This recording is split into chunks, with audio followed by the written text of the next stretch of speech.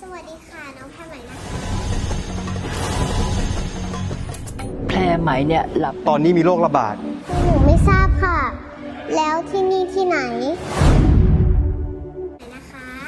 ฝากติดตามผลงานเรื่องเรือนนักคราด้วยนะคะจาก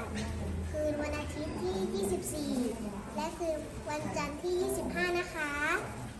เวลาเที่ยงคืนทางช่อง 9 M Port ด้วยนะคะ